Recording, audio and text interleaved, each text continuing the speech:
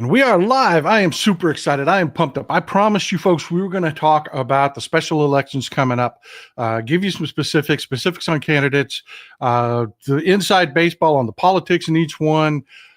And we've got a ton of Trump crazy to talk about. So, man, I've got so many tabs open up here. I have to be so careful so that I don't end up closing some of these tabs by accident. I mean, they're this freaking wide. I got 40 tabs open. You're gonna have to forgive me. I'm gonna share a lot of images with you today because nothing hits home like a good image. So let's do this. Just dive right in.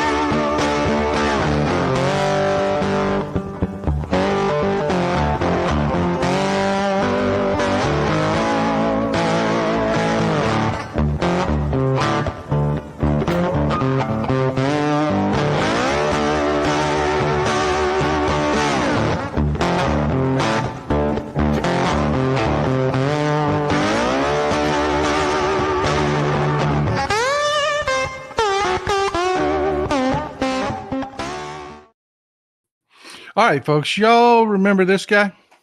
Y'all remember this guy? This is what a normal backlash election gets you. This is Doug Jones, for those of you who don't remember. Doug Jones is a Democrat with a big D, and he was the senator from Alabama.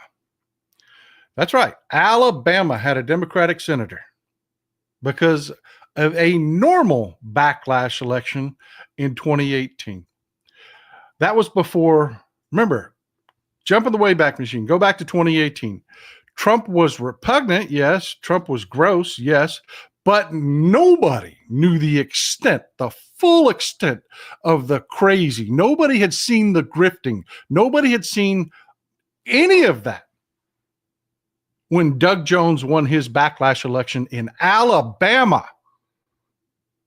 So yeah, just to put the taste in your mouth for what we're looking at going into these special elections, let's talk about it.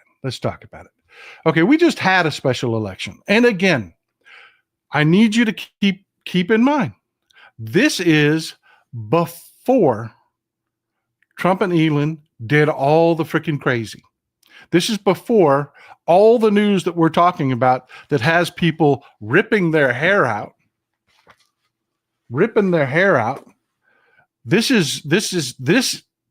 all right, before. And this map I'm going to show you, I wanted to show you Republican versus Democrat.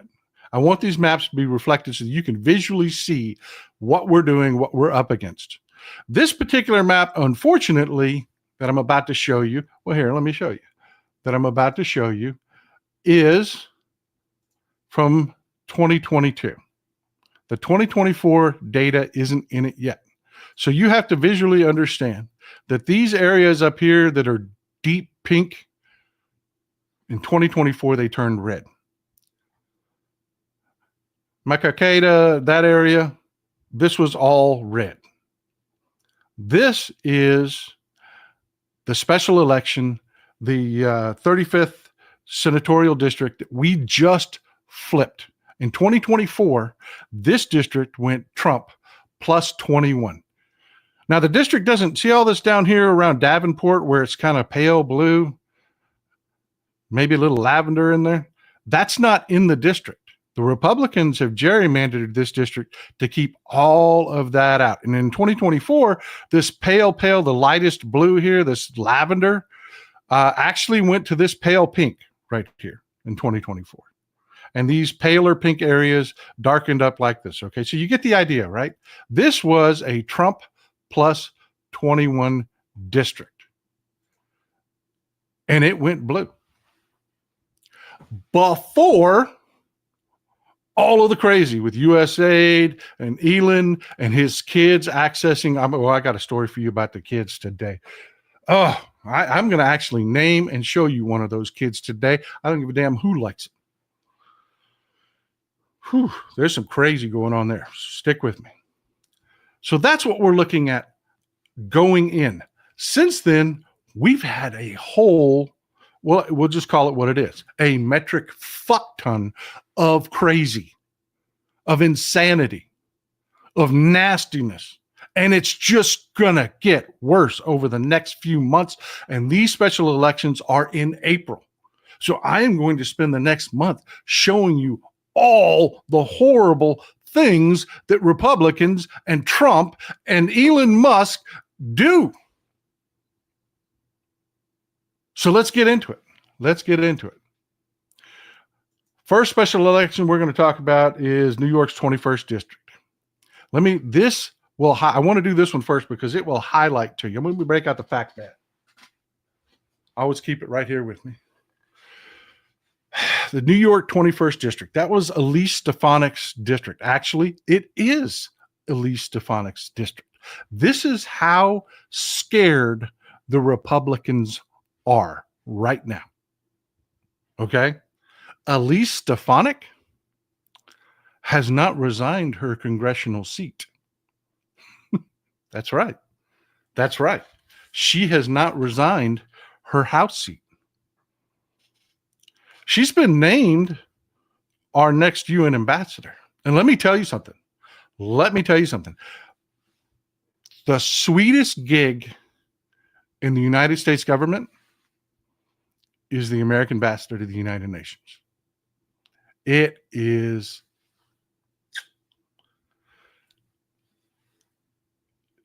the travel, talking about 5-star hotels everywhere you go. The residents in New York, everywhere you eat, there are Michelin chefs. Your job, gravy, easiest freaking job in the world. You have an entire staff of professionals, longtime government employees that specialize in their job, that tell you about every single topic you're going to speak on. You don't have to know shit to be the American ambassador to the UN. You just have to be able to sit down and take a briefing. That's it.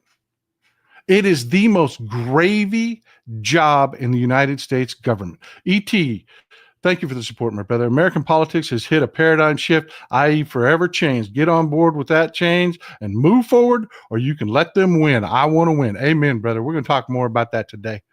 We're going to talk more about that very subject today. So you follow me how bad Elise Stefanik wants this gig. Republicans are pressuring her to give it up. I'm not even kidding. They're pressuring her to give up her cherry sweet plum UN ambassador's gig to keep her seat in the House. She has not resigned her seat in the House, even though she is virtually assured of getting the nomination. She's not going to be held back. They don't even have a candidate in the 21st. Because the Republican Party up there won't even entertain a candidate until she resigns her position. This is the district we're talking about. It is massive. It is a huge district. This is the New York 21st district.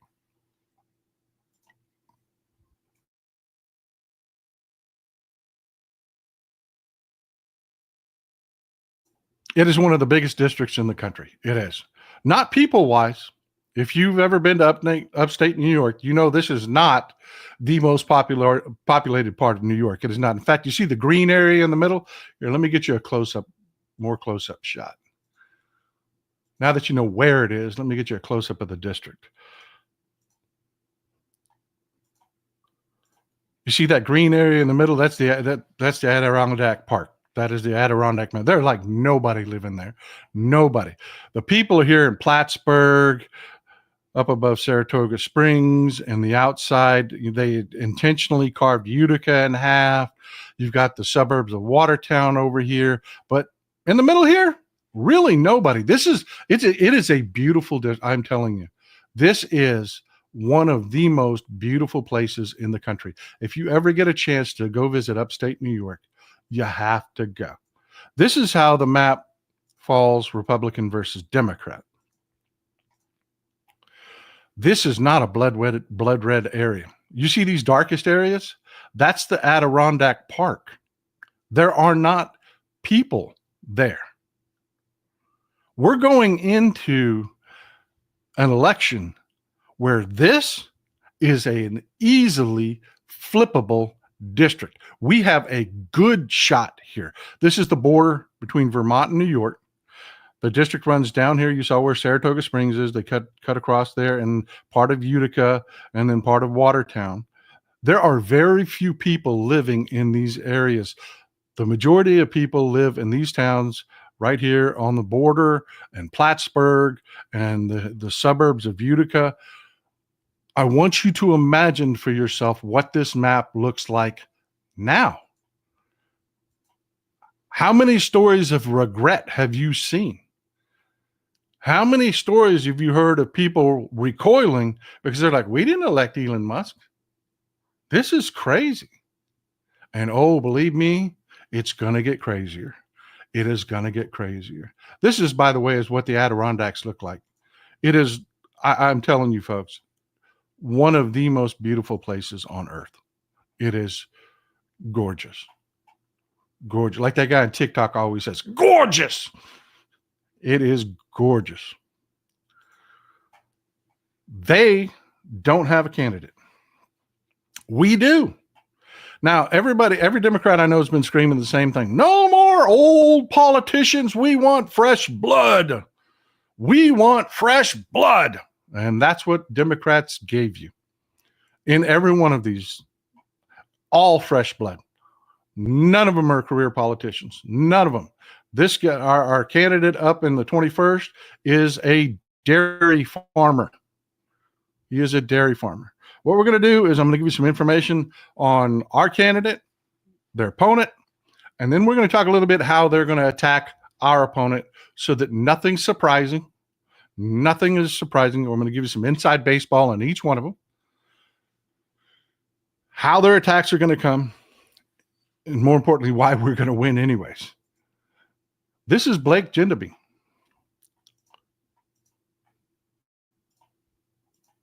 He is a dairy farmer. I mean, a real 100% bona fide, works as a dairy farmer for a living farmer. And he is our candidate in the 21st district. You see him here pictured with his lovely wife. There is no opposing candidate to tell you about. Lori, thanks for the support. Because again, Republicans are terrified. And I want to clarify that one more time. Elise Stefanik would rather have a limb cut off than give up that cherry sweet gig. It is all exposure. It is all free political exposure with little to no work. Again, the travel is amazing. The benefits are amazing. The clothing, the housing, the hotels, the food, all of it. When you go, when our UN ambassador actually has to go somewhere to see something, I want you to imagine a vacation where you went somewhere where you were ferried around in a helicopter. You were brought in. They had cars waiting for you. You don't have to do any of it.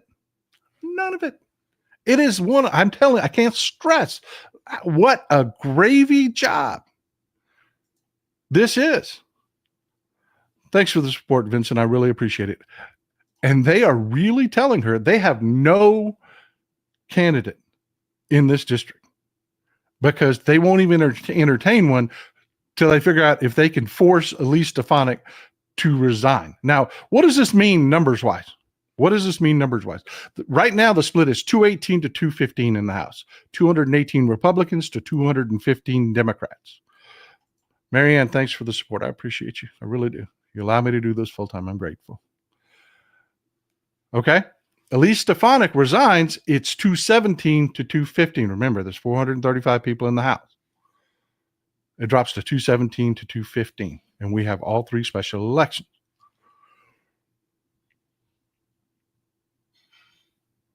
It's 2 seats. We only need to win 2 seats.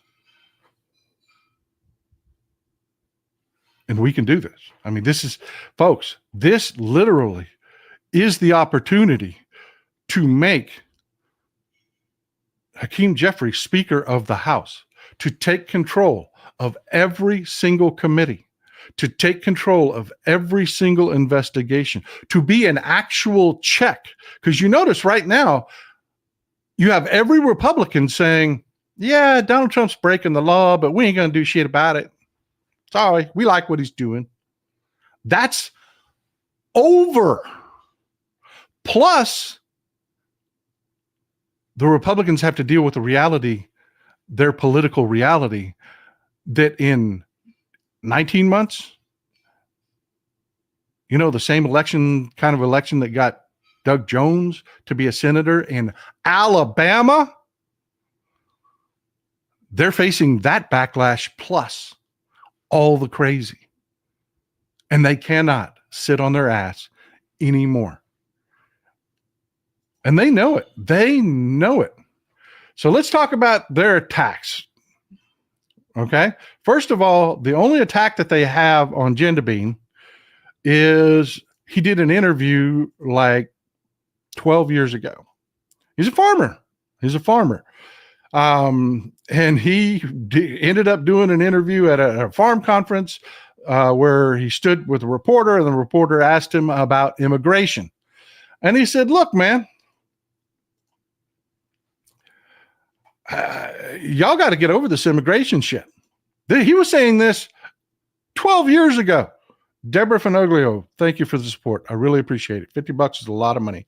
I'm very grateful. Mike Bundy, we are anonymous. We are legion. Amen, brother. Amen. He looked at the camera and he said, look, kids these days, I can't use them. They cannot come do farm work. They can't. I need the immigrants. They work their asses off. The kids here don't.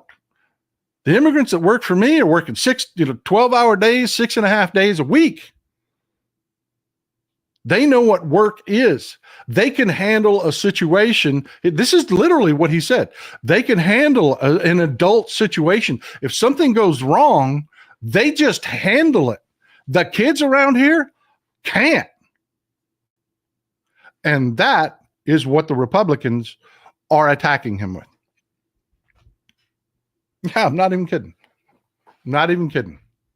We're going to go into this election on the 21st with a backlash because we're going to show you the camps. We're going to show you all the shit that they do, the money that they steal, the money that they send to the private prison industry. All of that is going to be the foredrop for all of this election. And the Republicans are going to try to attack Blake Jendabine with, he said, you know what? Immigrants work hard. Thanks for the support. I appreciate you. I really do. And that we need to get over our bullshit. Yeah, I'm feeling pretty good about this. I don't know about you. I am feeling pretty good about this. And again, this is not forgetting like we did in the last election that we're talking to the stupids. That's not what this is about. Rip says, nope, American youth for the most part are entitled, spoiled brats. I won't say that. I won't say that. This is what I say about kids. It's on us. Because I remember me. I remember me when I was 19, 20 years old. I was a fucking dumbass. My dad didn't prepare me for shit. I lived a protected life where my biggest responsibility was mowing the yard. They didn't talk to me about money, or balancing checkbooks, or debt management, or maintenance on, I did do maintenance on cars. I did do that. But you know what I'm talking about. This is what we do to our kids. Then we turn around and say, Damn, them kids are dumbasses. They can't do nothing. Meanwhile, in every other country on earth, ask our European audience, they don't do that to their kids. Their kids are part of the family. Hey, dad lost his job. Everybody huddle up for a family meeting. We're going to be out of money. We are. Never in my life did my parents have a money discussion with me. I had no idea. That I had come up in a house that was poor white trash that worked its way into the bottom of the middle class. No idea, because I didn't know shit about money. Didn't know shit about classes. None of it. And that's what we do to our kids. And that's what he's talking about. And I think everybody accepts it. We're doing this to our kids, and we got to change it. Everybody recoils because, like in Japan, the big example you always see. I love to take these examples that float around that everybody's heard of. The kids in Japan clean their own classrooms. They don't have janitors in the schools in Japan. The teachers and the kids clean their own classroom. It teaches them responsibility. Could you imagine a kid like, we had Stephen Miller, one of his freaky things about Stephen Miller is he once had a tirade in his high school cafeteria because he had to take his own lunch tray to the trash. That he should have a servant that does that. That's what we pay janitors for, isn't it? Yeah, that's on us. Kimber, thank you for the support. Must focus on special elections April 1st in Florida and New York. I supported the two in Florida. Yes, to who raises these kids. So anyways, that's the attack they're going to go on. They're going to take at him. But it's not just that. This will tell you exactly how freaking scared they are. Ryan, thank you so much. Part of our European audience. These harvesting jobs are going away in 15 to 20 years anyways. They have robotic harvesters that pick fruit, till fields, and much more. This is true. Agricultural jobs are vanishing. They do not want inputs. People are considered a cost, or what farmers call, to put it nicely, they call them inputs. Those are going away. Combined with AI, we won't need unskilled human labor anymore. It won't be completely. It's like electric cars are never going to completely overcome gas and diesel, but it's going to be a lot. I agree with you. Thank you for folks. I love having our European audience here. You need to see what other people. Damn, Pamela. Thank you for the support. I appreciate you. That is a ton of money. I am grateful, and I appreciate you. Thank you, Pamela. But look, this is how scared the Republicans are right now about these special elections. Republicans demand RICO probe into alleged plans to delay election.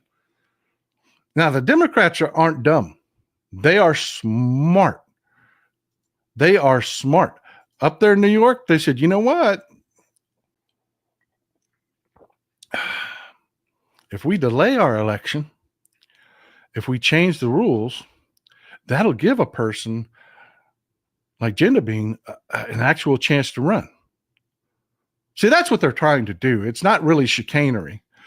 The way the law is now in New York, if somebody resigns a seat, as soon as Stefanik resigns her seat, the governor has by law 10 days to declare a special election and when it's going to be. And that special election must then fall in a 3-month window.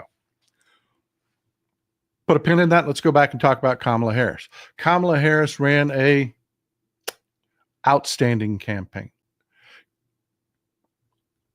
Damn near a 50-50 election.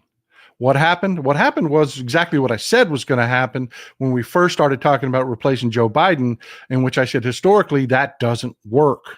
3 months isn't long enough to run a campaign. We're going to lose. I said that. You can go back and watch my shows. I said that. I got on board 100% when she became the nominee. I'm a ride or die Democrat, but before, when they were first talking about replacing Joe, I'm like, please don't do that. 3 months ain't long enough. And that's what the the Democrats in New York are saying. Look, the only person that benefits from this special election law, that's an established political candidate. That's somebody that's already holding office. Because 3 months isn't long enough to introduce you and for people to get to know you if you're just somebody that wants to run. So they're saying, let's make it 6 months. Republicans freak the hell out because that means they got to win both those Florida seats. You follow me? If that seat sits empty, it's 434, not 435. And we could end up either dead even or we'd end up with Speaker Jeffries. They are in full freak out mode about that extra 3 months they want to add on, but it's really not that big a deal. And the Democrats said, okay, you don't want to do it, fine, we'll run against you the way it is. But the Republicans are terrified. So much so, like I said, they're asking Elise Stefanik to give up her plum gig. And that's the hilarious part about their accusation about the Democrats delaying. They don't even have a candidate because Elise Stefanik hasn't even resigned her position to trigger this whole process. But they're sitting there crying like gut-shot hogs at the notion, the idea of this seat sitting empty. Because again, they are completely terrified, completely. Gen Z, thank you for the support. Same here, Texas Paul. Grew up in the timber and my parents didn't get involved with information or share. Yeah, we got to change that about the way we raise our kids. Because a lot of these kids, I got to tell you, I learned by running into the damn wall and shit going wrong and screwing up my finances and shit like that. I learned, and I finally married a wonderful woman who's 10 times smarter than I am, that straightened my ass out about 25 years ago. I mean, really, the problem is these kids hit adulthood and a lot of them end up being dumbass Republicans with no sense of reality, no clue. And they never develop. And you've seen a whole legion of these men out there that are detached from reality. And it goes back to, as kids, they were completely detached from all reality. We got to change that. So let's talk about the Florida special elections. Remember, these are all April 1st, except for maybe the one in New York, because Stefanik hasn't resigned her seat yet.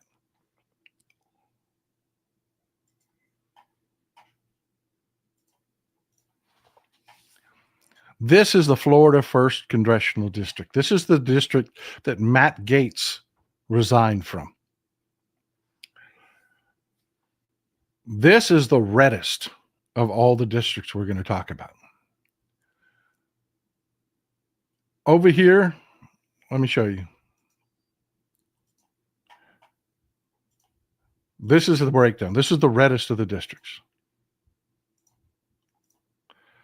All right, you see this pink part right here?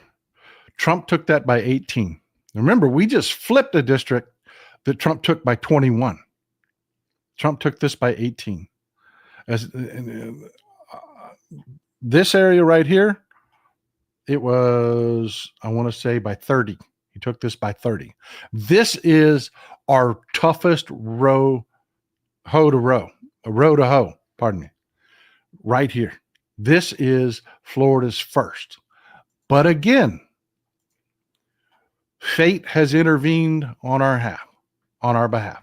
First of all, we've got a very, very likable candidate. We have a very, very likable candidate. This is Gay Valamont.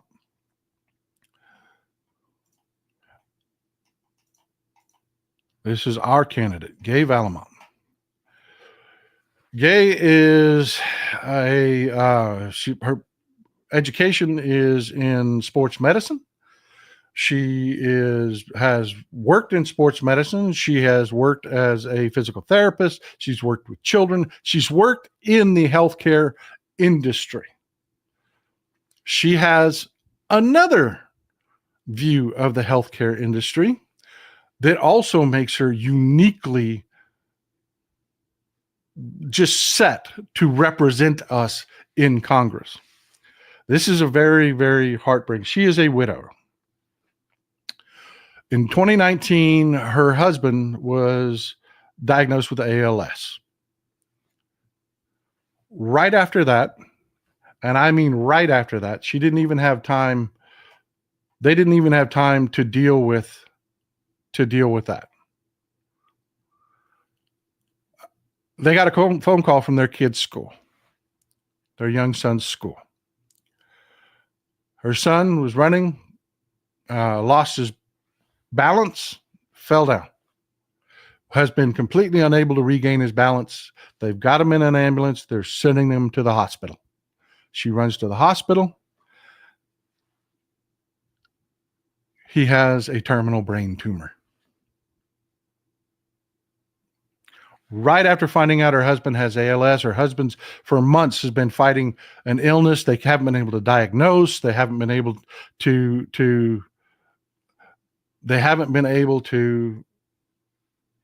figure it out. They get the tragic diagnosis that yes, he has ALS, which is terminal.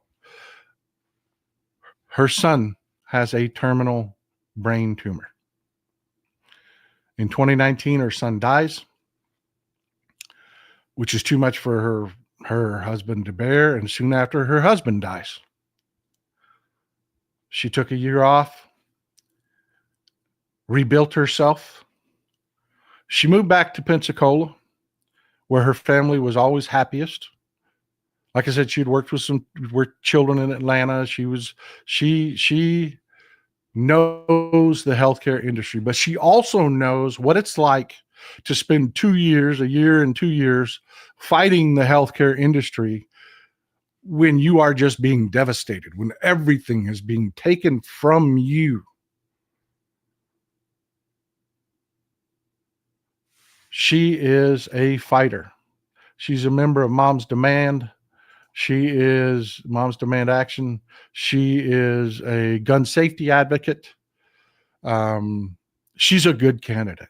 She is. She's not a member of the government. She's not, again, you wanted an outsider, you got an outsider.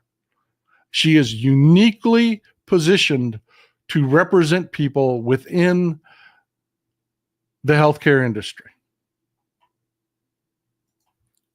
And that is a good thing because her candidate, Jimmy Patronis, I like to call him Wise Guy Jimmy. He's the former chief financial officer of Florida. This is Wise Guy Jimmy. He is a Ron DeSantis suck-up. He is a Trump taint licker. And this is why I call him Wise Guy Jimmy. Hey, that's a nice looking pension fund you got there. It'd be a shame if something happened to it. Yeah, Wise Guy Jimmy. Hey, me and my Russian friend, we're going to do some investing with your pension fund. Yeah, Wise Guy Jimmy is responsible for the Russian investments that cost the Florida pension fund $200 million. If I had to pick somebody to run against, I would want to run against Wise Guy Jimmy. Because, hey, you know, that's a good looking pension fund you got there. I enjoyed what I did last time. Let's do that again. Wise Guy Jimmy is now trying to sell crypto investing with the Florida pension fund. And when I say crypto investing, yeah, I mean really, literally, me and my tech bro friends are saying, you know, we need to take your money and take it out of the safe investments. And we need to be putting it in crypto. Crypto. You know, crypto.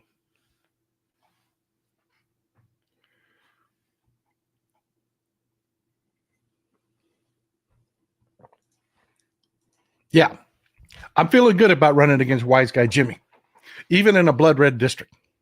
We are in a backlash election period, and Trump is screwing up. Elon Musk is screwing up. Everything that these people hate about government, They are doing, we're going to talk about the government getting into businesses, into corporations, all of it. I am liking this. That is our toughest row to hoe, Florida 1st District. And I am telling you, we need to go at it hard. This is Florida's 6th District. This one, I am really excited about this race. I am really excited about this race. This race is in an area, you see the villages down here, it's north of the villages. This is really the only major population centers, the Bellevue area, this suburb right here. This is all swamp right here in the middle. This is all swamp. There are not people here. There's Palm Coast, there's Daytona Beach. Let's take a look at the breakdown and how it breaks down Republican to Democrat in the last election.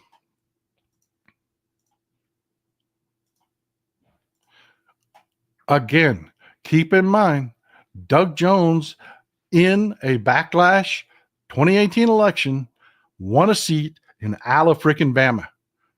The fact that this is Pepto Pink and stuff like that, and this is, look at this. Even down here where the villages are, south of Ocala, this is light pink. Then, this is before the backlash. You've seen the parades in the villages, the Democrats turning out. You've seen the regret. The more they put these kids screwing with the Social Security and Treasury data, and these people, these are the kind of people that have their Social Security checks mailed to them because they are scared of using modern systems. All of this is breaking in their favor. Is breaking in our favor. And if you take a look at this map, this is not blood red to begin with. This is before we had the election that just put Mike Zimmer in a district that looked a lot like this. A Trump plus 21 district. Mike Zimmer flips it. This is that kind of district. We can win this district. Daytona Beach, this area, and Palm Coast, the southeast of Ocala, all of these, those are the population centers. Those are the areas where we can actually do something. Kathy Young, thank you for the support. I appreciate it. I really appreciate it. We need to get, prefer my money as dead presidents. Amen. Forget that crypto crap. The villages had the golf cart parades for Harris. Amen. Amen. This is an area with shifting demographics. We have a shot here if we get our shit wired straight. This is the candidate we put up. He's a teacher. His name's Josh Wheel. Again, not a guy that's in politics. Not a guy that this is not a career politician. He's a teacher. He is a teacher. He's got tattoos, for Christ's sake. And this is his opponent. This is what I'm really just absolutely loving. This is his opponent. This bloated codfish that people are telling me smells like flop sweat, freaking rotted garlic, and Trump's dirty taint. This is Randy Fine. He is a state senator. He is everything you would expect out of MAGA. He just anything Trump wants. He is a rubber stamp. He is repugnant in every frickin' way. And I absolutely love that he is who we are running against. We have more clips of him saying just arrogant, stupid, ignorant shit in a backlash election. He is exactly. You want the perfect fat, bloated codfish poster child of a Trump sycophant. That's who you want to run against in the backlash election, which always happens. We've talked about that a million times. You take anytime a party takes power, the next election, the off-year election, will be a backlash against you. What is the worst candidate to run in those? It is a candidate that looks just like you. You want the outsider. None of these Republicans are outsiders. They're all Trump taint lickers. Shanzi, something tells me that her name makes her tougher than the average bear. Remember that song, Boy Named Sue? Yeah. No, she. Look, if you can live through that and come back and fight, you are badass. You are badass. D Bell, thanks for your honest reporting from a 70-year-old black woman. I listen daily. I'm glad you're here. I am glad you're here, and I have to say thank you. You've been carrying us for far too long. Time for people that look like me to get off our asses and start carrying our own damn weight. Now, the attacks on Joshua. There are two. There is a woman that came forward. He ran for office one time. And when he ran for office, a woman came forward that said she worked with him, that he used to poke her and touch her, and she didn't like it. He would stand in the doorway and block her and try to talk to her. Kind of creepy shit, man. Kind of creepy shit. But then she went too far with her allegations. Let me explain what I mean. Y'all remember the movie Chernobyl? Y'all remember the movie Chernobyl? If you haven't seen it, you need to go see the movie Chernobyl. You really do. You really need to go see the movie Chernobyl. This, of course, is the legendary Stellan Skarsgård on the left here, and Jared Harris on the right. Jared Harris, a lot of people don't know who Jared Harris is. He is an amazing British actor. He was in the sci-fi series The Expanse. If you like science fiction and haven't watched The Expanse yet, you need to watch it. It is just amazing. But go see Chernobyl. It is one of the best docuseries I've seen about a historical event. They get the closest. They're never accurate because they've got to go for drama, but this is one of the most accurate, and it is a great watch. It is a great watch. And one of the scenes is between these two and the bad guy scientist named Dyatlov, who's trying to not be held responsible for Chernobyl. Stick with me. I'm going somewhere with this. And Dyatlov tells Jared Harris's character here, tell me how an RBMK reactor explodes. You're lying, basically, is what he's saying, trying to get this old, played by Stellan Skarsgård, this old guard Soviet, remember this is the Soviet era. This guy was a boss.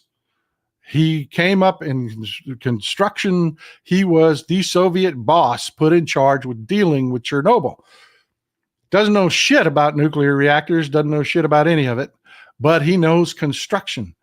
And when they're flying in, they point out, wait a minute, there's pieces of graphite on the roof. That means there had to be an explosion. Well, the bad guy scientist, he's talking a good fight. He is talking a good fight.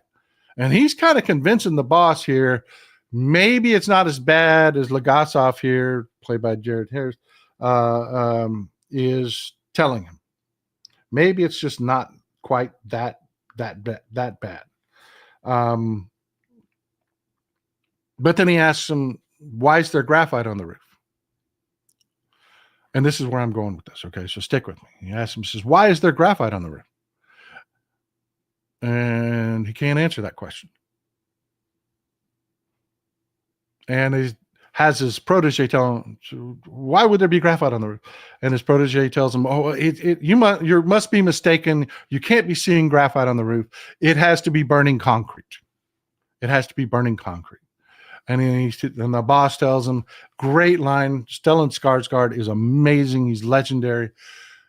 A legendary Swedish actor. He is just amazing.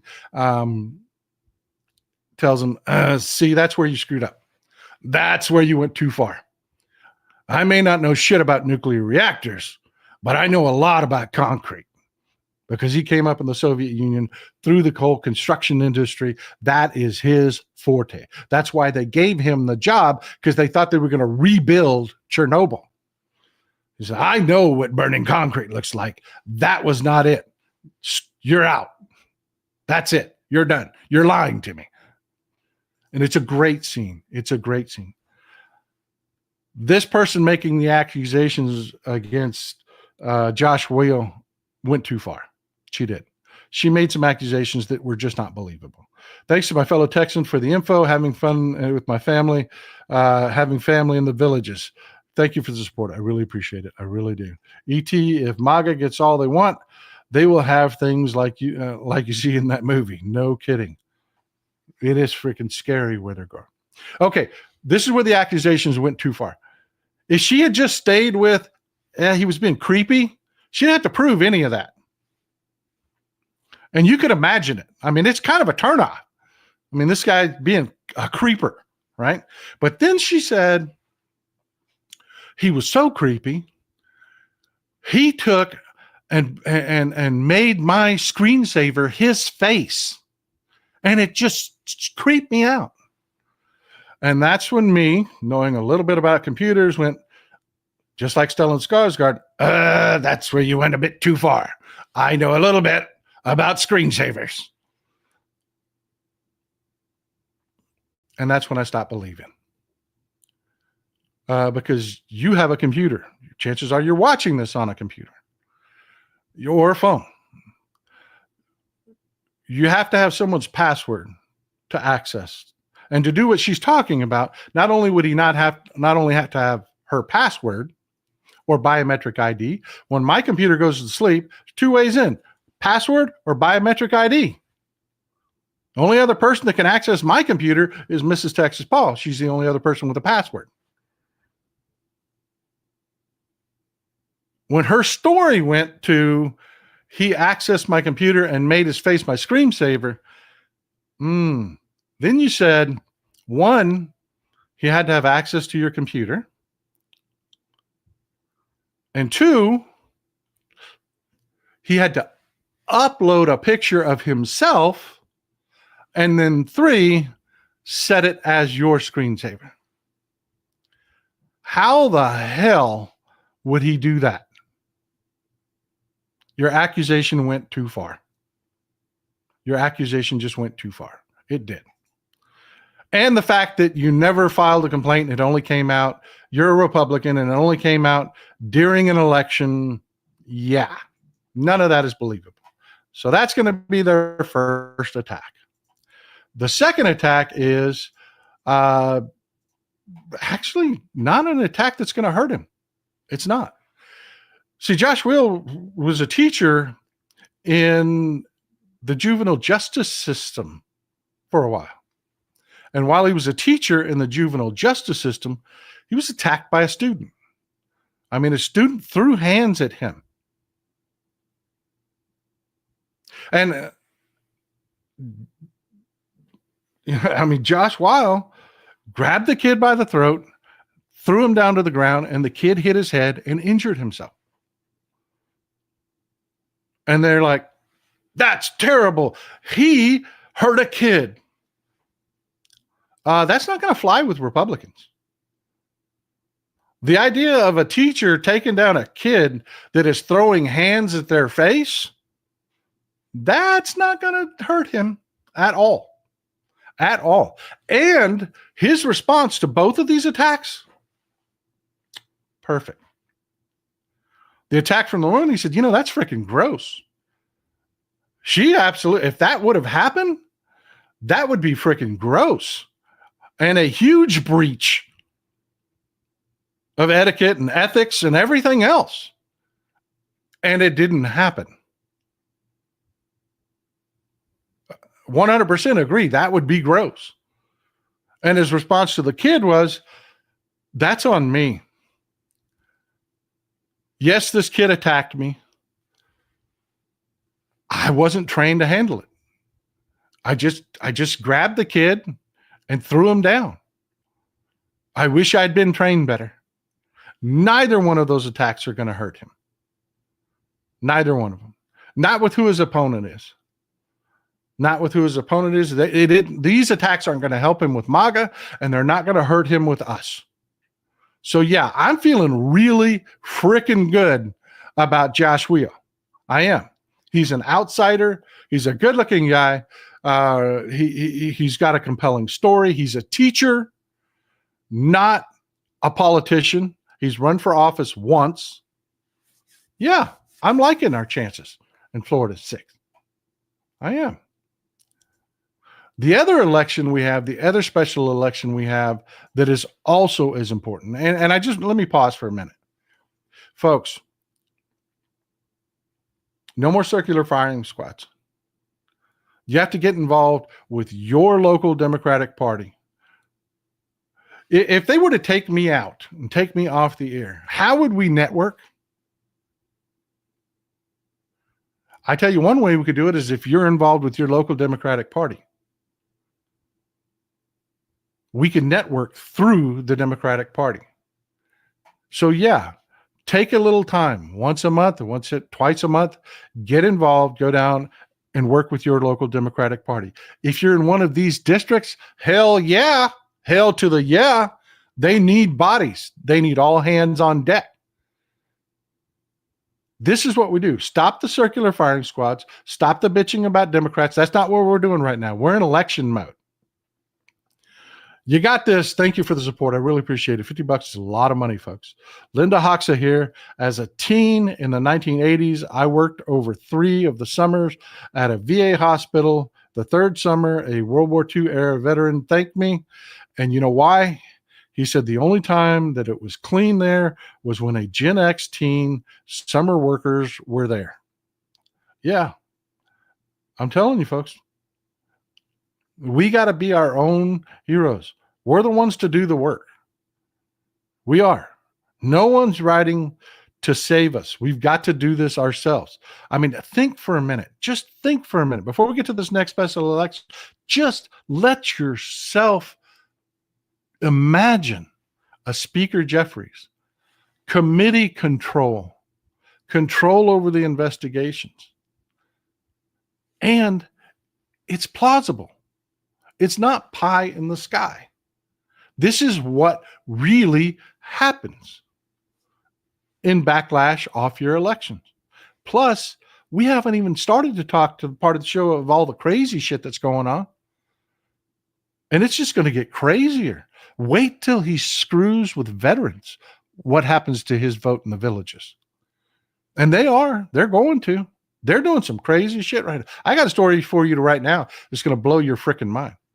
Tattered Repress, thank you for the support. I really appreciate it. $5 is a lot of money. I do appreciate it. I don't remember if it was you who said we are no longer the resistance, we are the defiance. But that's us diehard Democrats. Defy and defend. No, that wasn't me, but it's a great, great comment. It was a great comment. Whoever said it, kudos to you. This is the third special election that is critically important. If you are in Wisconsin, we're going to have a special election for a Supreme Court seat. One of the liberals on the Supreme Court retired.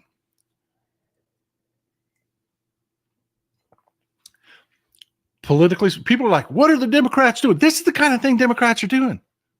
She waited. She knew she was going to retire. She didn't retire before the election.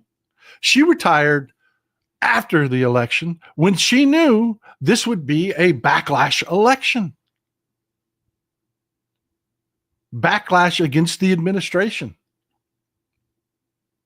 She retired. We're going to have a special election for the Supreme Court. Right now, the liberals control the Supreme Court. The last election that they had where we liberals took control of the Wisconsin Supreme Court was the most expensive judiciary election in American history. That's how bad. We talked about the Wisconsin billionaires that are dumping money into the Republican Party. That's how bad they want the control of this. And we've got a great shot. And because they have run the Wisconsin equivalent of Ken Paxton. Brad Schimmel is gross. He is freaking gross, man. He is exactly the guy you would want to run against. Angel Brown Miller, hello from Ohio. Thank you for the support. I really appreciate you. Jeremy Breeden, Texas Paul, before we get to the crazy stuff, what's the status on the ape hangers? I haven't got them yet. The bike's still torn apart in the garage, my friend. Darcy Grogan, thank you for the support.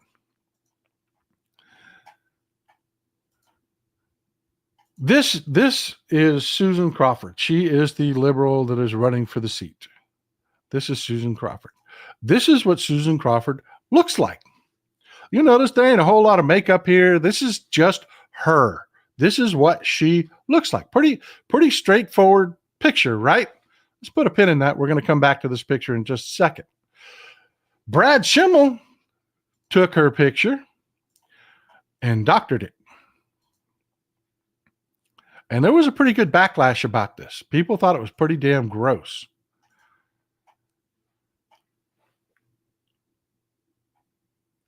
Yeah.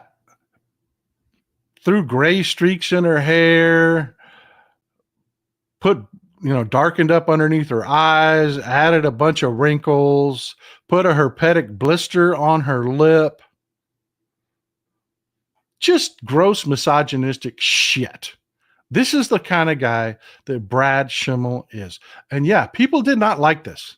They did not respond well to this. But what do I tell you about the corporate media?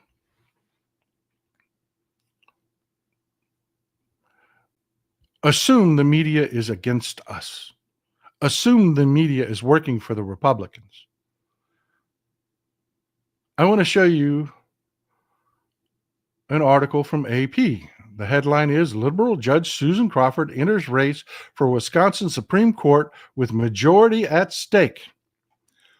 What picture do you think they chose to use?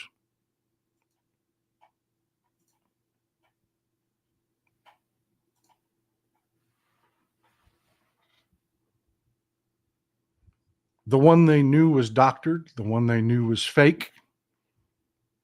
The most unappealing one, the one where they doctored in a herpetic blister on her lip. AP, folks. AP, Associated Press, chose to do that. If you don't think that the media is in the tank for Republicans, what else could I show you besides the AP using a photo that everybody knows is doctored, that there was a backlash over, that people screamed about?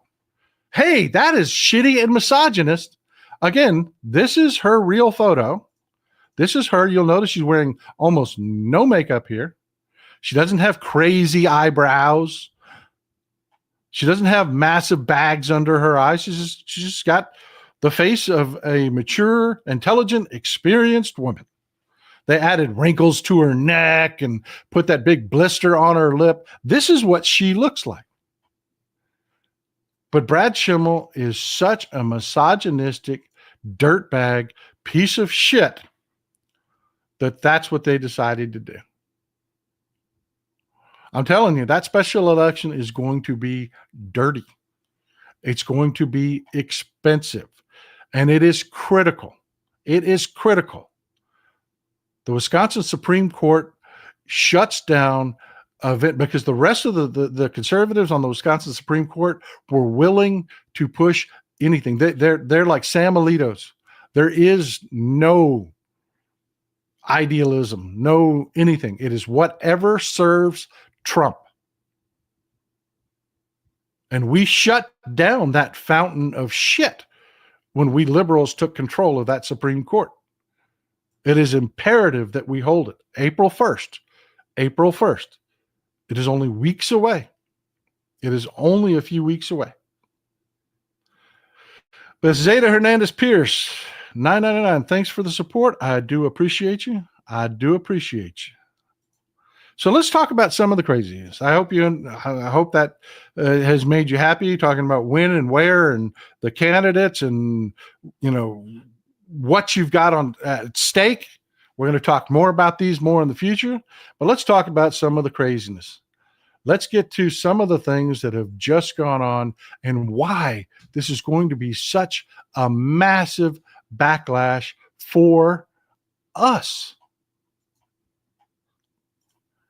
This just happened.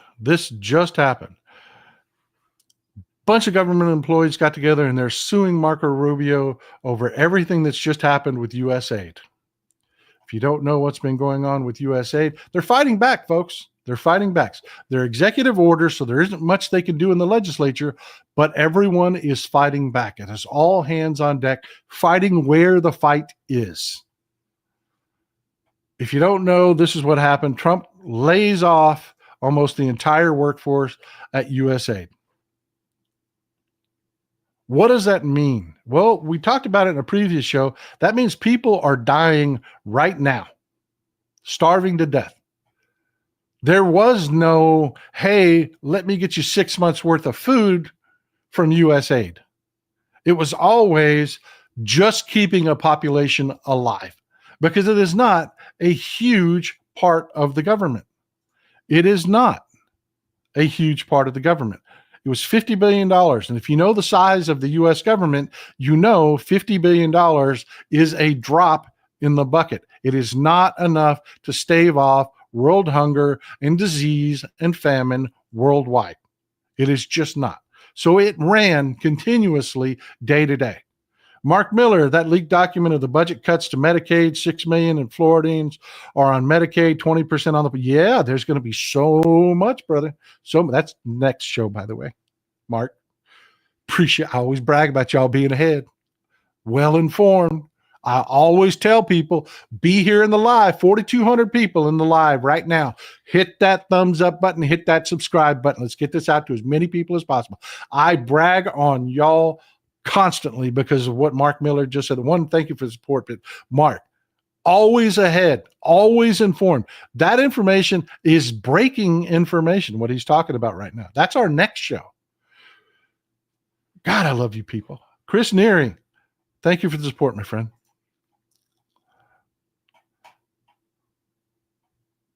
Oh, this right here, Mobius 981. That's the other thing. Keep crashing the switchboard daily.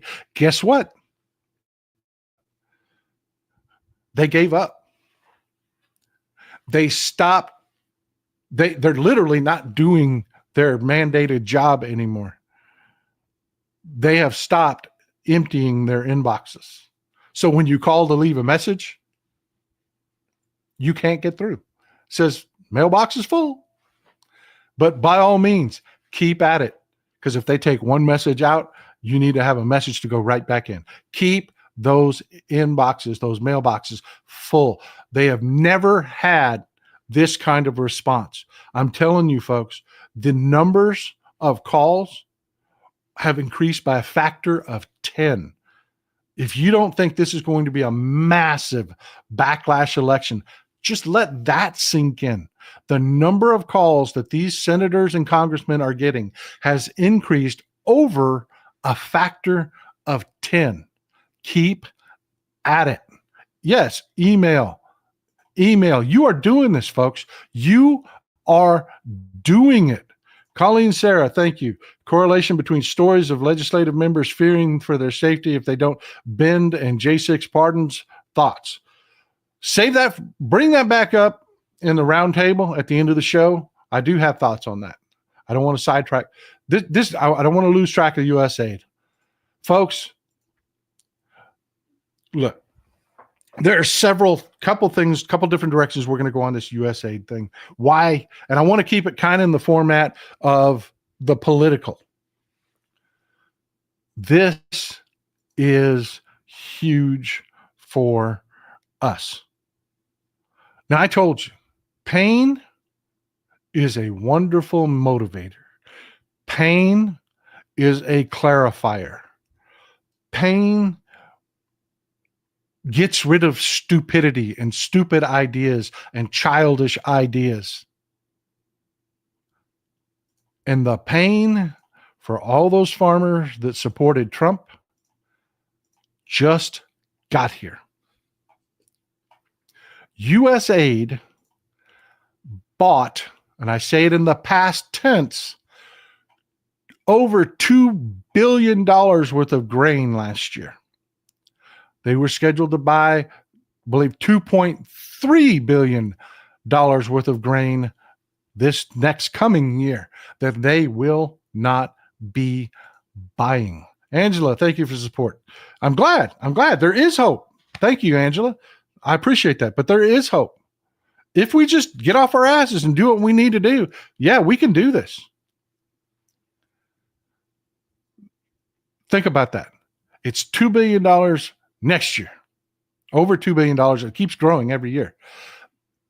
Over the next 4 years of the Trump administration, farmers are going to lose $10 billion worth of grain purchases. You know what? And I'm talking about rice and wheat and lentils and Texas. You think Texas is going to get out of this? Oh, no, dear. Oh, no. Outside Houston, that is where we grow our rice. We grow tons and tons, hundreds of tons of rice around Houston. It's a wetland down there. It's a hot wetlands. Perfect for rice. Guess who bought a lot of that rice? USAID. USAID did. That is gone. And no, I am not happy about it. I am not. David Martinez, Trump has got dementia. That is what my dad went through. That is how I know. Yeah, it is, David. He is out of touch and disconnected, and the people around him. And that's another thing that's going to pay for us is we keep showing over and over again that these EOs, executive orders, are being written in places like Heritage, and they're being written in places like Elon Musk's and we're going to talk about this. Elon Musk has gotten Donald Trump to put out tweets about South African farmers. See, there's a land dispute in South Africa right now. Thanks for the support, Pam. I appreciate you. There's a land dispute in South Africa right now. Okay. Actually, it's been going on since apartheid ended. Nelson Mandela said, look, we've got to live together. We've got to be together. The whites make up about 77% of the population. You own almost, when Mandela died, almost all the farmland. At some point, we're going to have to start, if we're going to have an equitable society, we're going to have grow black farmers. No, we're not going to do what they did in Central Africa and just say, okay, we're taking everybody's land, and now y'all black folks go out and farm, and then all of a sudden a famine hit because they didn't know how to farm. South Africa didn't do that. They said, look, we're going to be equitable about this. We know land ownership has to shift, but we're not going to be radical. Today, white farmers own 70%, over 70% actually, of the arable farmable land in South Africa. They are 7% of the population. But if you look at it, just farmers, it's just a handful. They have mega farms too. Like we talked about in California with the Resnicks and how much they own and control. They have that situation. You're talking about a handful of people. And these are Elon Musk's bros, man. These are his bros. And he's aligned himself with the freaking Nazis down, the radicals, the pro-apartheid people down in South Africa that are screaming about land being transferred to black farmers. And again, white farmers control 70% of it. They haven't radically gone in and said, we're taking all your land. They haven't done it. Your average South African are like, what the frick is wrong with Elon Musk? They get it. They understand. But Elon Musk has drug us into that. That was part of this whole USAID thing.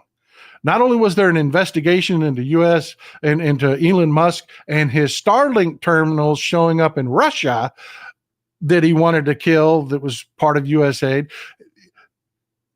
He is, and wait till American farmers figure this out, has got the president of the United States, and Mark Cuban was talking about this. Why would Elon Musk commit business suicide doing this? Because the power that he now wields by controlling the president. He has the president of the United States weighing in to a farm dispute in South Africa on behalf of white farmers that really aren't in a dispute. It is the Nazis in South Africa, the fascists, the pro-apartheid people in South Africa, this radical ass sliver party that Elon Musk supports, which has caused a rift between us and South Africa, because the people of South Africa and the government of South Africa, even the whites in South Africa, are like, what the hell is he talking about? Those people are freaking crazy. They're radicals. They don't represent us. Why is the president of the United States, talking like these people are a substantial force in South Africa? They're nobody. It's like the AfD in Germany. Elon allies himself with the Nazis in Germany, the actual Nazis in Germany. Wait till the farmers here figure out they're going to lose $10 billion worth of business over, and just the part with USAID. This is not also including the trade war that they just started with China. They're going to lose $10 billion of business over the next 4 years just over USAID, while Elon Musk has the president advocating for South African farmers. So much so that our Secretary of State will not be going to the G20. Put a pin in that. Mike Z, my ultimate optimism, MAGA will implode on itself. Oh, yeah.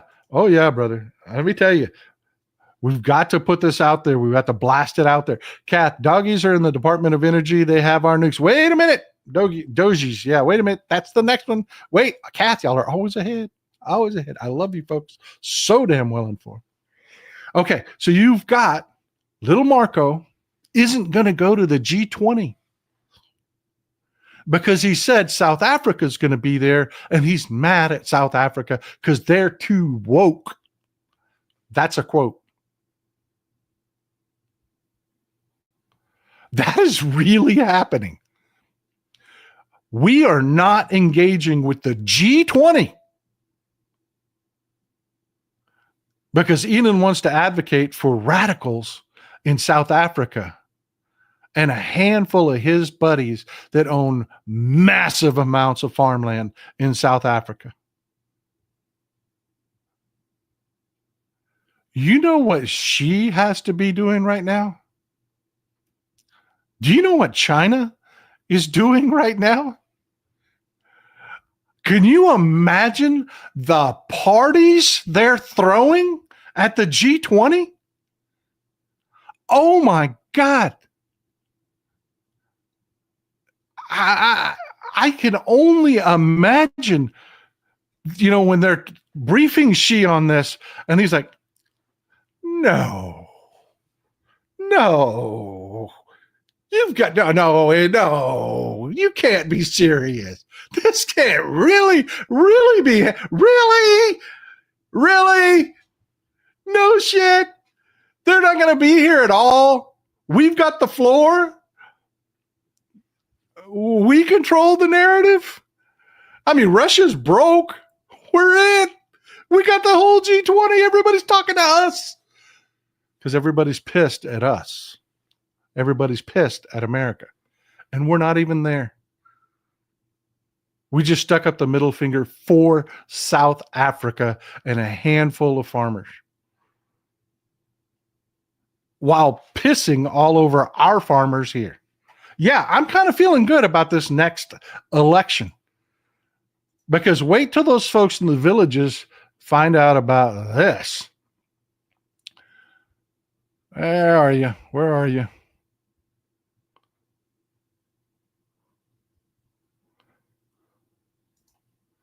Where are you?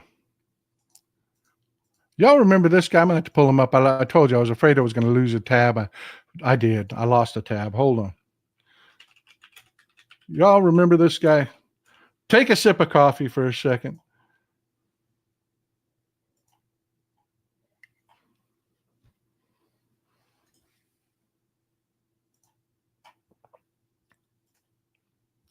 Y'all remember this moron? And again, I have to apologize because he came from Texas. Y'all remember this moron? Y'all remember Rick Perry? You remember him? What was the big deal when they made him, oil man from Texas, right? Yeah, you're going to run the Department of Energy. Woo, drill, baby, drill. What was the big scandal immediately? What was the scandal with Rick Perry? Anybody remember? I love you folks. I know you'll know this. What was the scandal with Rick Perry?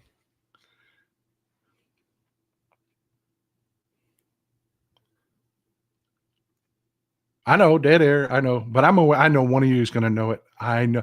I knew one of you would know it. I knew one of you would remember. Hope. Kudos to Hope. Everybody give Hope a big thumbs up or a clap or some blue hearts or something for Hope, man.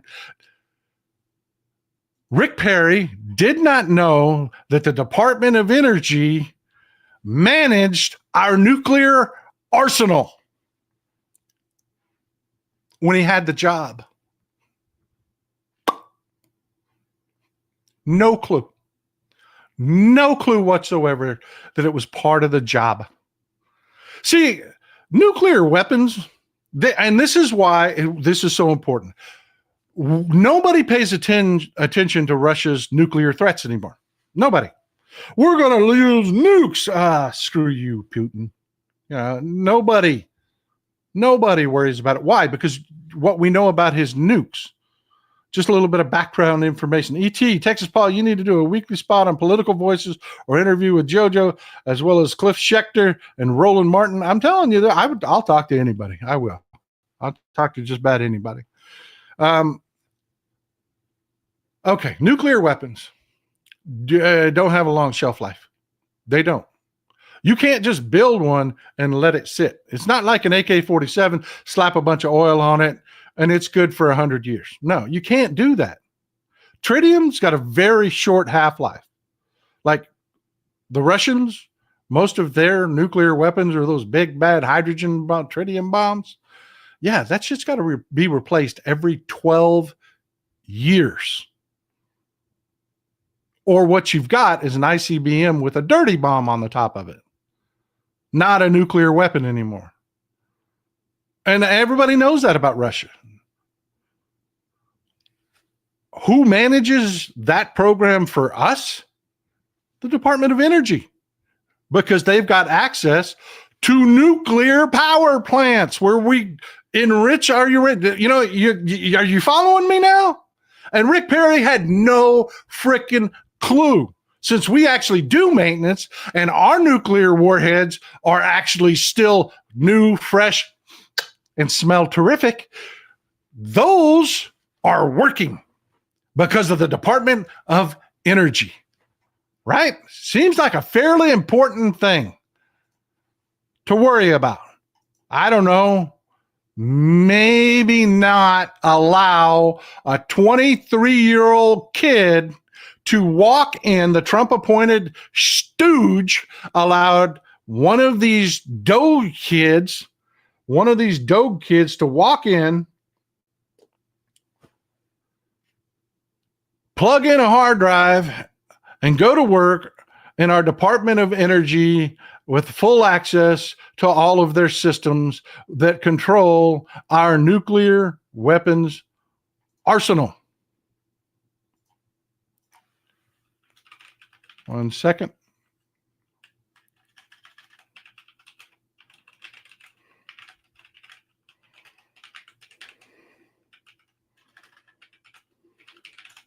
This is Luke Ferretor.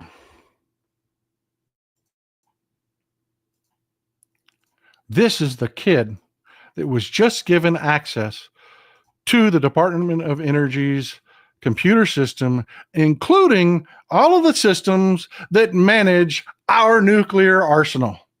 Don't you feel confident now? I mean, I know we were all worried about our Social Security numbers, but this little fuckwad now has access to the computer systems that control our nuclear arsenals. Thank you, President Elon Musk. Wendy Bauman, diehard Democrat, retired UAW 30-year line working in the gym, and all MAGA family, and fight every day for Democrats. I'm telling you, brother, the union, the backlash is hitting the union hard too. They're none too pleased with Trump. None too pleased. Now I want you to think about for a second.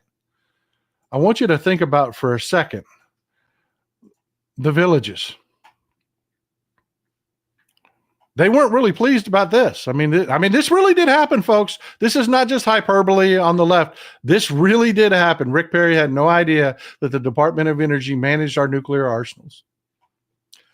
We now have that kid there.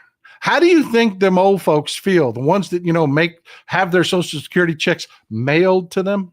How do you think they feel about a 23-year-old kid walking in there slapping a thumb drive in a Department of Energy computer system, taking over their IT department?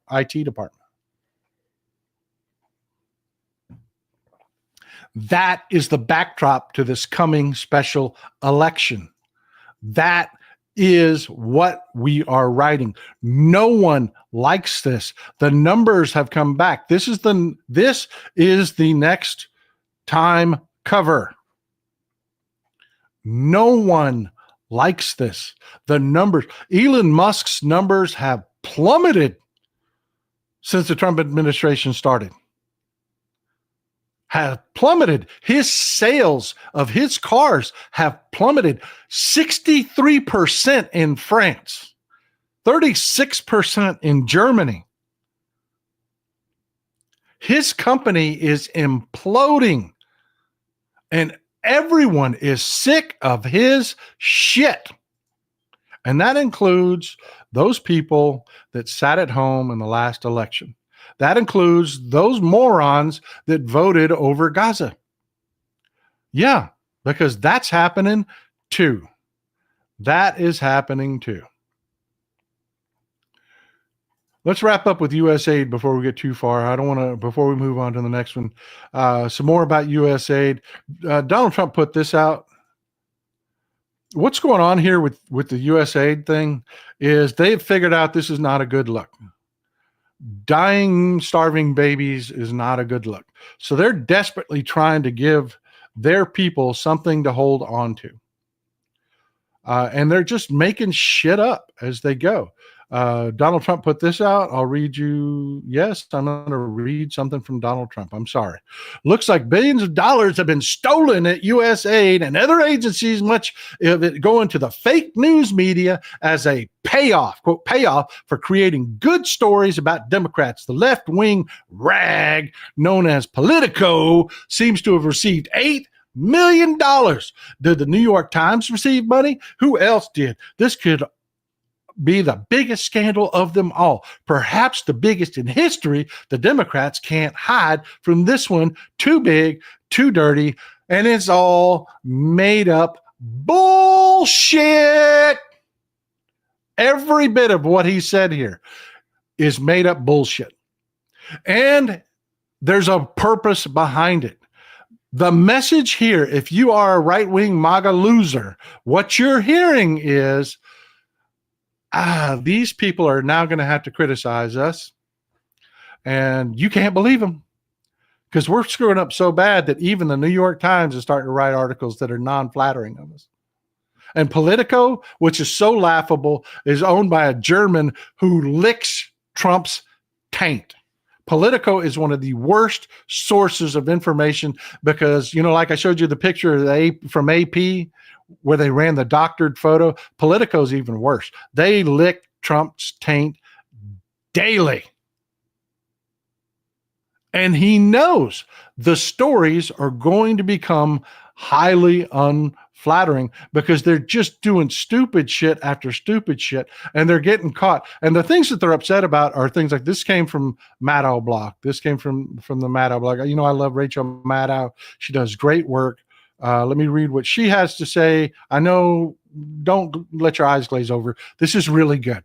One of the first signs of trouble came to the fore last week when the president, his surrogates, and even some congressional Republicans insisted that Elon Musk and his Doge team that had uncovered proof of the obvious waste, $50 million in taxpayer money they claimed funded condoms in Gaza. We're going to come back to that in just a second. It didn't take long, however, before reality intervened and the claim was discredited. Yeah, they lied. After the nonsense was exposed, Trump claimed it was actually $100 million. Why not double down, right? When you're proven a liar, why not just double down? Going forward, condoms in Gaza inflating the lie on a whim. Okay, the truth is USAID spent nothing on condoms in the Middle East for the last 3 years. $0. That was proven. The budget's there. The numbers don't lie. This is all made up crap. And we're going to talk about his press secretary, Karen Levitt, here in a minute.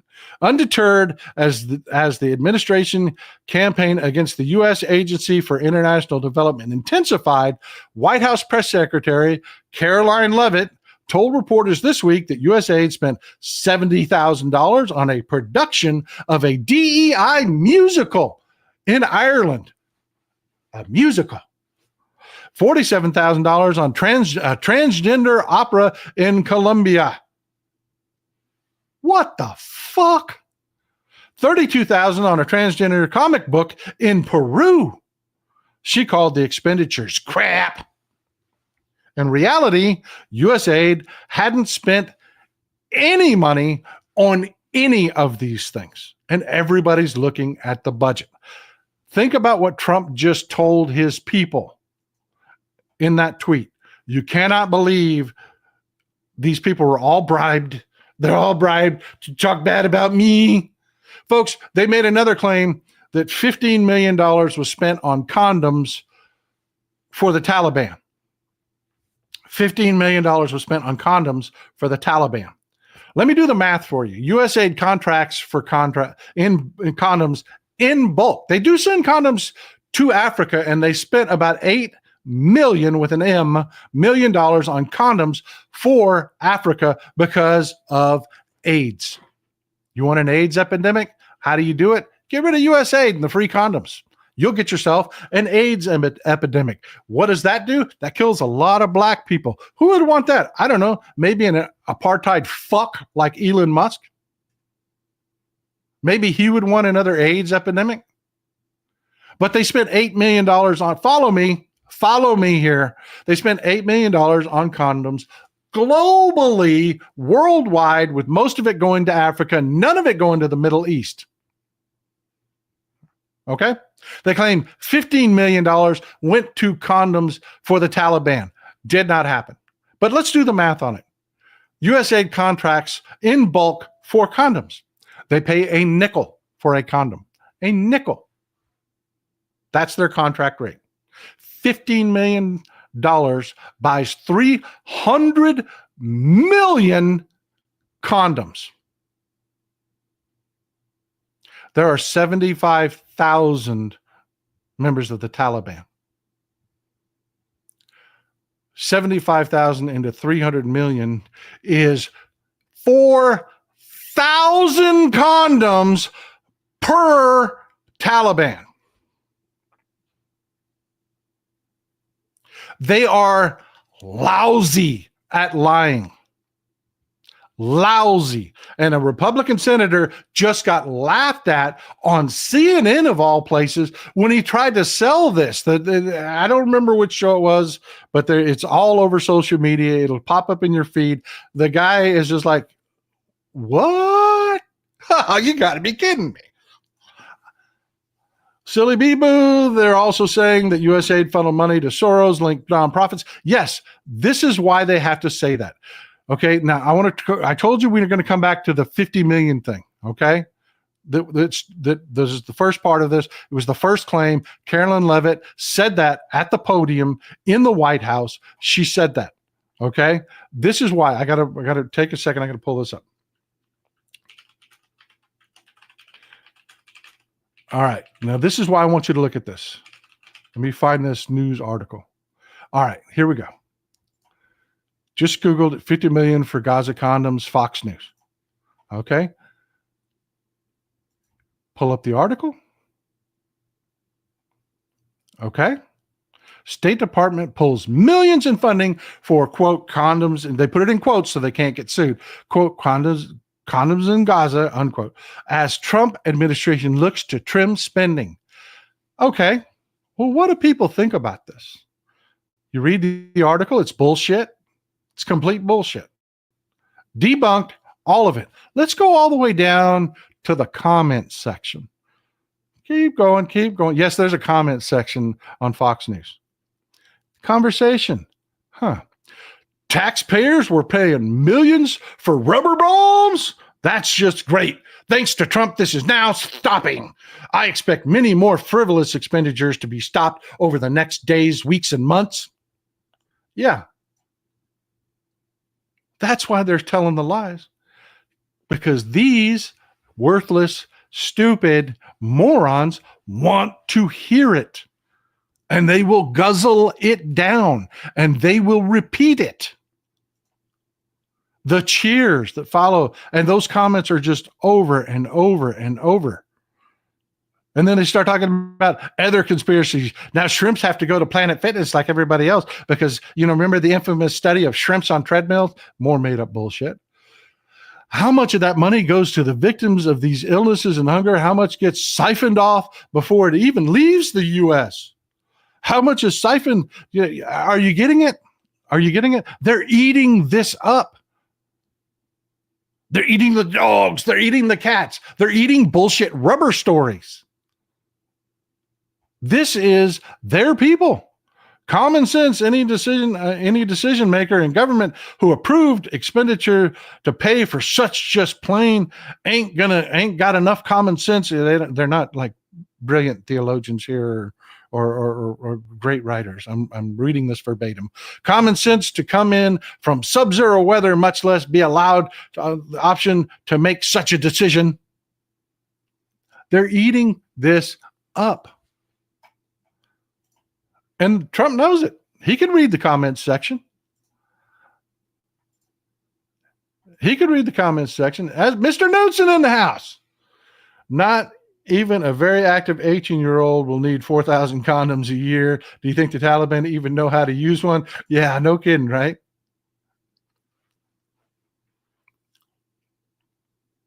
That's why we have to get really loud. Make them look like fools before the next election. Embarrass them. Because those lies are so stupid that even the corporate media is calling them out. They can't not. And Carolyn Levitt here, I'm going to say something really freaking sexist. I am. You want to talk ugly about Texas Paul in the future? Record this. I'm going to say something really freaking sexist here. This is Carolyn Levitt. She serves no purpose but one. Maybe two. Maybe she's there for Trump to play grab ass with. I don't know. But as far as serving the government and being a press secretary and doing the actual job of being the person that speaks to the American people, she serves no purpose. She's just flat out lying and getting called out on it and then having temper tantrums and ending the press conferences. She's useless. She serves one purpose, and this is it. And this is not me. This is from her Instagram page, and it's one of the best photos I could come up with that off her page that was not worse than this.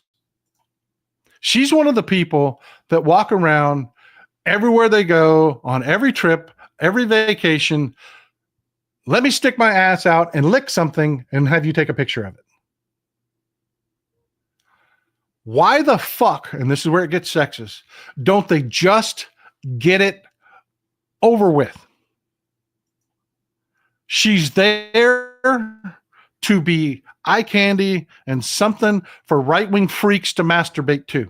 Just stick her in a fucking bikini, a goddamn thong bikini, and get it over with. Just do it. She serves no other purpose than for right-wing MAGA freaks to get their jollies. She's not even a good liar. She's not even a good liar. Cheryl Elkins, don't know if you've seen this. ICE updated dates on archive page to 24 to 25, so there will be multiple hits on searches. Confirm myself, psyops in full play. I don't know about that, but I'm sure we will get more of it. We will hear more about it in the coming days. I hope you will forgive my misogynistic, sexist shit right there, but I'm flabbergasted. This is supposed to be our government. She is supposed to be the spokesperson for our government. And she's a fucking joke. She will serve the same purpose as Cassidy Hutchins had served. Yeah. Yeah, why don't I? Yeah, no, thank you. Thank you, Asborn. No, thank you. No, thank you. But yeah, and it just gets worse. Trump tripled down on his Gaza threat. Tripled down. The Gaza Strip would be turned over to the United States by Israel at the conclusion of fighting. The Palestinians, people like Chuck Schumer, would have already been resettled in far safer and more beautiful communities with new and modern homes in the region. Where?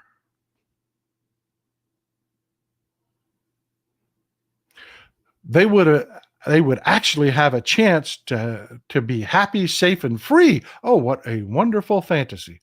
The U.S., working with great development teams from all over the world, would slowly and carefully begin the construction of what would become one of the greatest and most spectacular developments of its kind on Earth. No soldiers by the U.S. would be needed. Stability for the region would reign. Okay, let's talk about that bullshit for just a second. The first part about his beautiful people being moved. Do you remember the Bataan Death March? Remember the Trail of Tears? Those tended to be things that stuck out for people in history class. That's what he's talking about. He's going to march the Palestinians out into the frickin' desert. Actually, he's going to let Benjamin Netanyahu do it. March those people out into the frickin' desert to die. There are no beautiful homes. And who are you going to sell here in the United States with the idea of building, I don't know, 1 million homes for the Palestinians? Anybody think that they can sell that to MAGA? We're going to build 1 million homes? No. You don't even begin to want to think about what that would cost. No, he's talking about another death march. He's talking about letting Netanyahu actually commit genocide, to ethnically cleanse that area. Yeah, and you heard it right. Texas Paul just called what is about to happen in Gaza genocide, because that's exactly what that tweet means. Not war, not defending yourself. It is ethnically cleansing the region so that Trump can have his beautiful development. And about not needing U.S. troops, you think Vietnam was bad? Wait till you see them try to develop Gaza.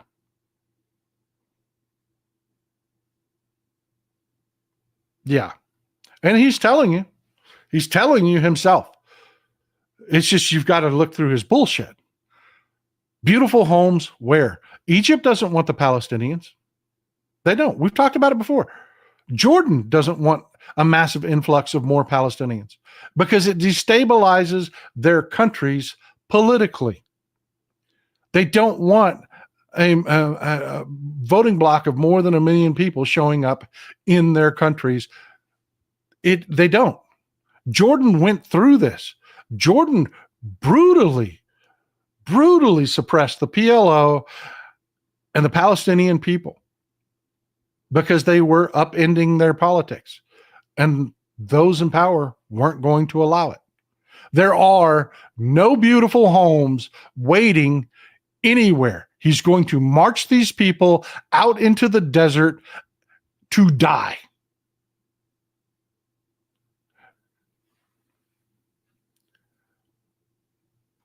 And I got to tell you, I just put a pin in that.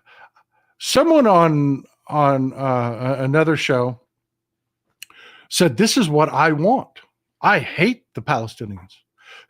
Friend, I have been fighting for the Palestinians to have their own state for decades. Just because I wouldn't go along with your political stupidity that would lead to this, because I know what Republicans are. No, I don't want this to happen to the Palestinians. For Christ's sake.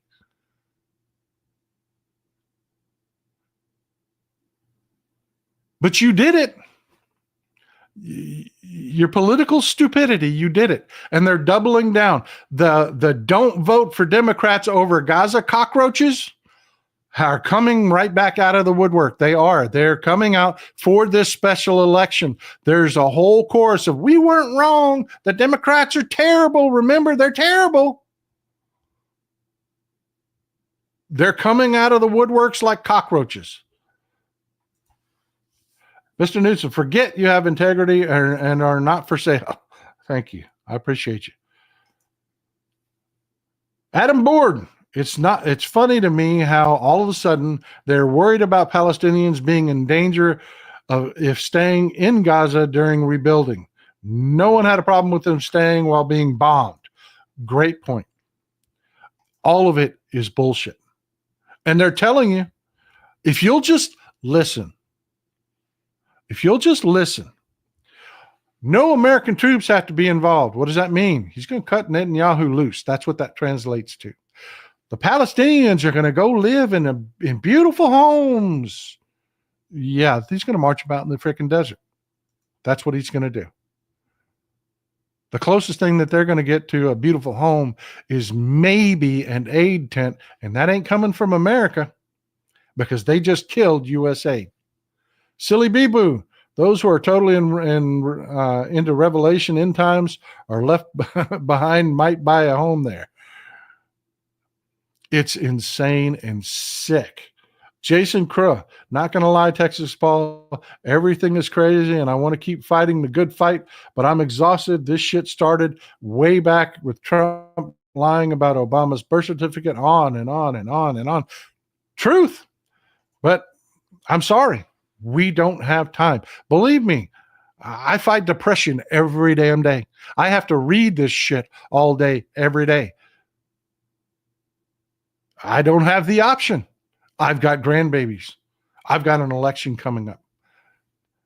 Ride or die, baby. Ride or die. Mark Sibley, thank you for the support. Donald J. Trump is throwing a match into an already incendiary situation with 2 men. Yes. Yes.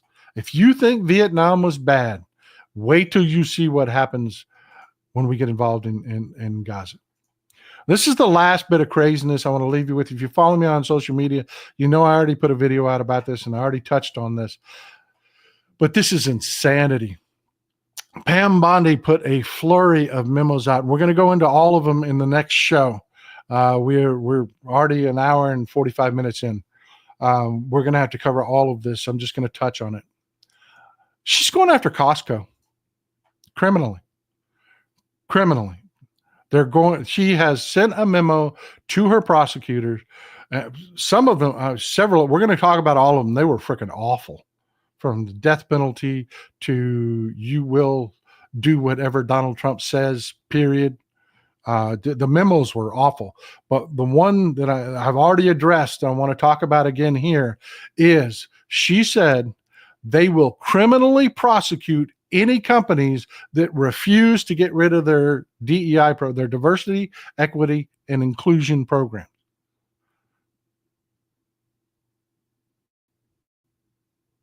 Remember, if you're not for diversity, you're for uniformity. If you're not for equity, you're for inequity. If you're not for inclusion, you're for exclusion.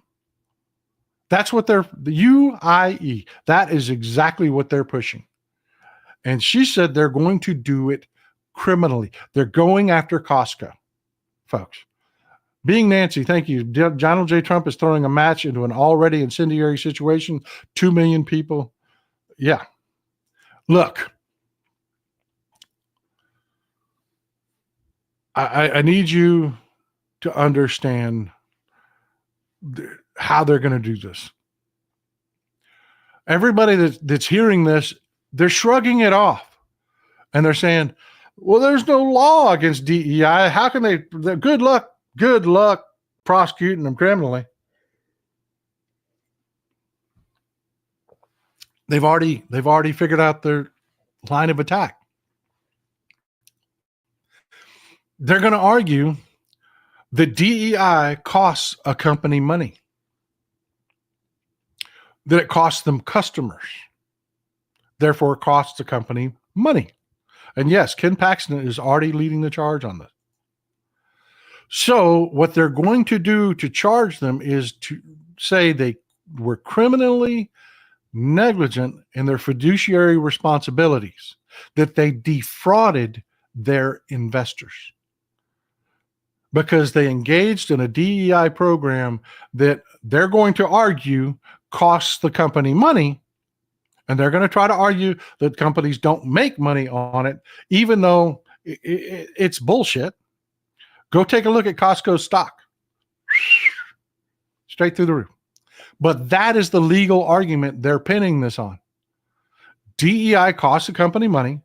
They don't tell their investors, therefore they're defrauding their investors, and they are criminally negligent in their fiduciary responsibilities as executives of these companies. And they're going to force these companies to pay for defenses. And they're going to use our tax money to attack these companies. They're going to use our tax money to attack Costco and make Costco hire lawyers and defend their executives against bullshit charges. Or these companies can do what the NFL did, bow down on their knees, get rid of their DEI programs, and let the Republicans run with the narrative that diversity, equity, and inclusion is a bad thing, which is what every white bigot wants to hear and is dying to hear. That's why they're doing it, because it plays well with their bigot base. Did you follow me on that? How they're doing that? How they intend? No, there's no law saying a private company, can't hire who they want to hire. There's no law saying that a private company cannot engage in diversity, equity, and inclusion programs, which somebody at Costco came into my social media that was an employee of Costco and eloquently pointed out there is no diversity, equity, and inclusion program at Costco. It is who they are, period. It is literally integral into their company and the foundation of who their company is. Lori King, thank you for the support. I would love to investigate every single GOP senator that voted yes to confirm these POSs for all confirmed cabinet members. Amen. And that's a great segue to how I want to wrap this up. There are bots out there that are trying to hurt us in these upcoming special elections. And you know they are because look at Pam Bondi. Pam Bondi. She was approved with 56 votes. 55 Republicans voted for her. But the only thing you will hear about is the one Democrat, John Fetterman. Every time, and it was all over my social media posts about Costco, these bots were coming in, these right-wingers that are working to try to undercut, to take the wind out of our sails. That's all they talked about, was that one Democrat. Now, do the math on that. 55 Republicans voted to put Pam Bondi in place.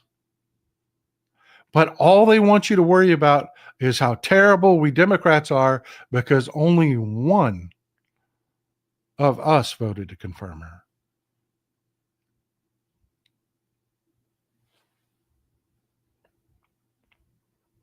Does that make any sense to you?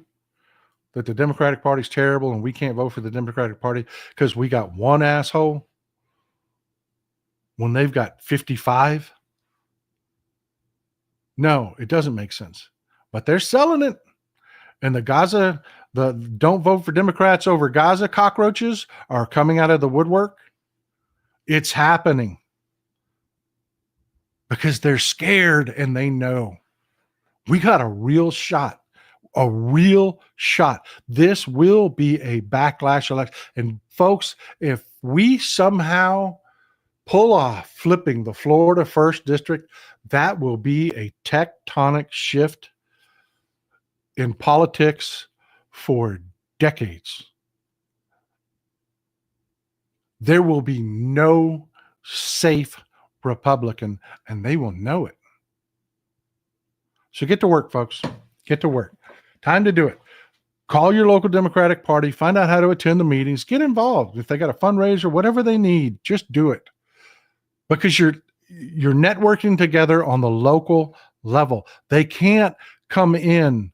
They can take away our social media. They've shown that. Look what they did with TikTok. TikTok killed me. They did. TikTok crushed me prior to the election. I went from I have a TikTok that just got 1.3 million views.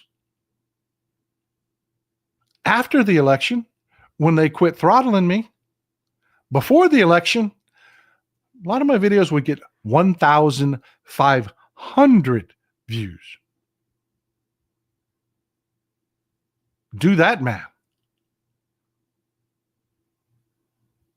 But if you're involved with your local Democratic Party and you've networked locally, they can't come in between us. There's no mechanism for them to shut down the Democratic Party. There are millions of reasons why I want you to get involved. That is just another good one. Let's do this, folks. Let's do this. It's a month, twice a month sometimes. Y'all have meetings. It's a social event. Yes, there's a business meeting, and then they talk about what they want to do going forward, fundraisers, parties, charity work. I'm gonna have Larry Davis from the Hunt County Democrats talk to you about local parties and the things that they do. Trust me, folks. Trust me. Get involved. Get involved. This is Old Texas Paul. I love you, folks. Thank you for being who you are. We're running up close to 2 hours. I appreciate you being here. I hope it's useful. I hope you've enjoyed it. Thank you for all the support. I appreciate it. I cannot do it without you. Enjoy some Texas cities at night.